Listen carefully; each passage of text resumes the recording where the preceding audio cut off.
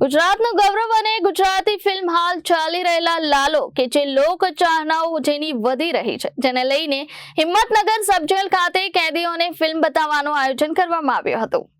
સાબરકાંઠા જિલ્લાના હિંમતનગર ખાતે જિલ્લા સબજેલમાં હાલમાં ચાલી રહેલી ગુજરાતી ફિલ્મ લાલો કેદીઓને બતાવવાનું આયોજન કરવામાં આવ્યું હતું। જો કે સબજેલમાં વિવિધ ગુનામાં સજા કાપી રહેલા કેદી ભાઈઓ બહેનો માટે ગુજરાતી ફિલ્મ લાલો બતાવવામાં આવ્યું હતું।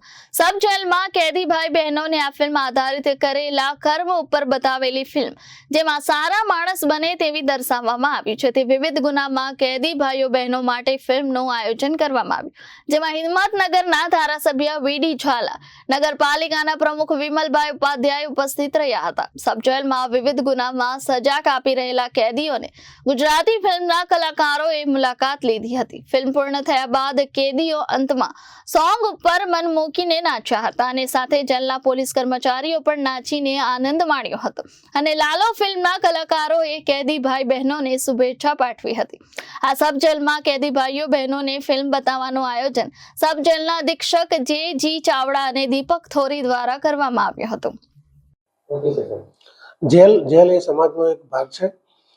એ અંતર્ગત સરકારશ્રી તેમજ અમારા જેલોના વડા ડૉક્ટર શ્રી કેએનએલ રાવ સાહેબના માર્ગદર્શન હેઠળ જેલોમાં રહેલ કેદીઓનું સુધારાત્મક વલણ થાય, તેઓ સારા નાગરિક બની અને ફરી સમાજમાં પ્રસ્થાપિત થાય, તેના કુટુંબમાં સ્થાપિત થાય તેવા સરકારના અને સાહેબના ધ્યેયો હોય।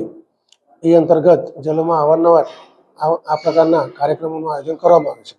આજરોજ જેલમાં હાલ ગુજરાતી પિક્ચર જે ચાલી રહ્યું છે લાલો, જે ઉપદેશક અને બોધદાયક છે, જે કેદીઓના માનસ પર પણ સારી અસર કરી શકે છે, એ અંતર્ગત જેલમાં આજરોજ બતાવવામાં આવ્યું છે। જેમાં આ પિક્ચરના કલાકારો, મેઇન કલાકારો હાજર રહી કેદીઓ વચ્ચે બેસી પિક્ચર દર્શાવવામાં આવેલ છે અને કેદીઓ એનો ભરપૂર મનોરંજનનો લાભ લીધો છે। Reporter Nilesh Joshi, Janadesh news, Sabarkantha.